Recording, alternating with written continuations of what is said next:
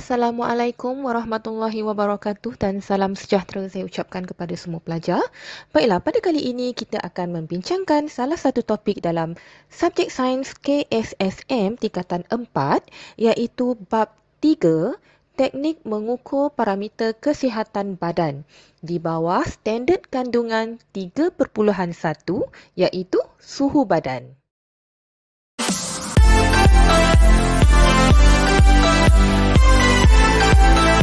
Mari kita imbas kembali fungsi kulit dan sistem endokrin, di mana ia memainkan peranan penting dalam mengawal atur suhu badan kita.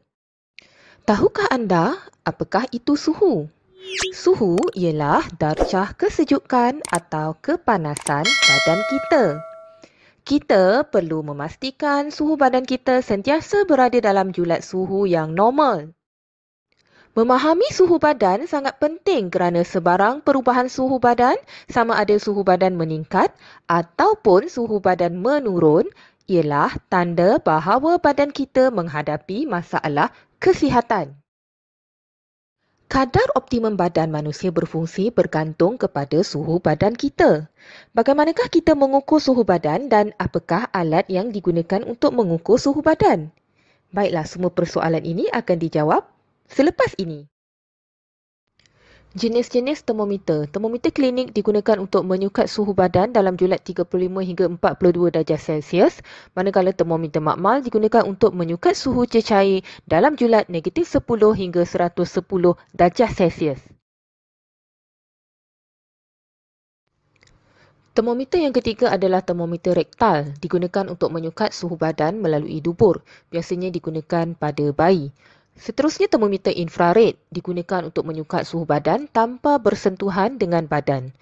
Untuk musim pandemik ini, sesuai menggunakan termometer infrared sebab kita tidak perlu bersentuhan.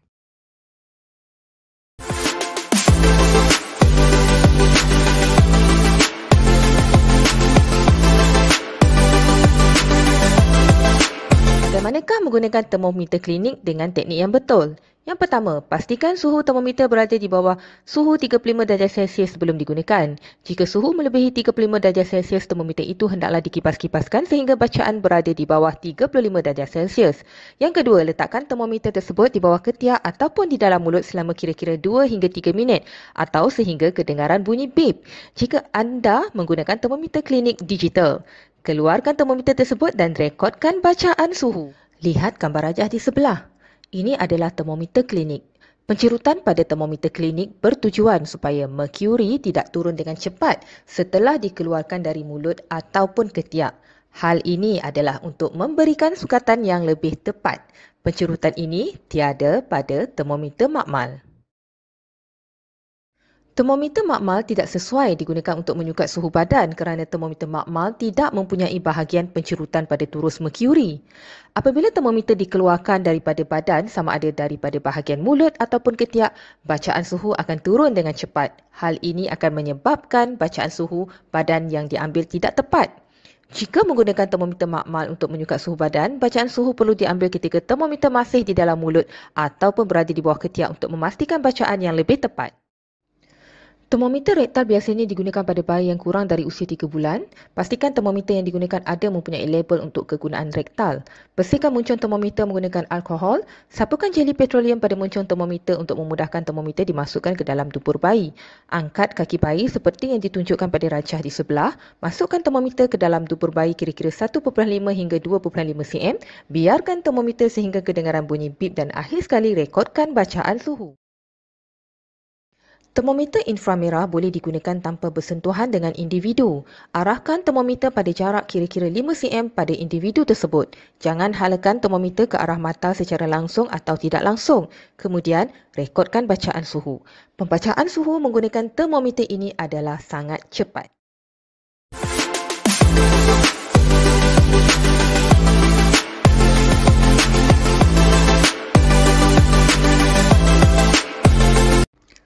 Mari kita imbas kembali tentang homeostasis. Homeostasis membantu badan manusia mengawal suhu badan supaya berada dalam keadaan seimbang dan stabil. Suhu badan normal manusia ialah 36.9 darjah Celsius. Peningkatan atau penurunan suhu ini menunjukkan badan anda berada dalam keadaan tidak sihat. Apabila suhu badan anda melebihi 37 darjah Celsius, anda mungkin disahkan demam. Suhu badan juga boleh kurang daripada normal jika anda terdedah kepada keadaan sejuk yang melampau. Keadaan ini juga boleh membawa maut. Tahukah anda apakah faktor yang menyebabkan suhu badan anda melebihi normal? Apakah faktor-faktor yang menyebabkan suhu badan boleh melebihi normal?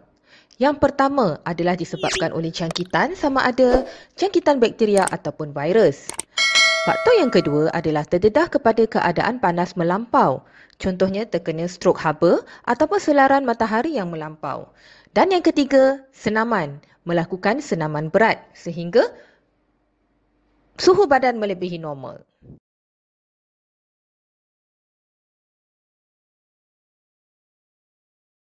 Sekian saja untuk pembelajaran kita pada hari ini. Diharap semua pelajar mendapat ilmu yang bermanfaat. Okey, berjumpa kita lagi dalam sesi berikutnya untuk topik yang berikutnya. Okey, terima kasih. Bye. Assalamualaikum.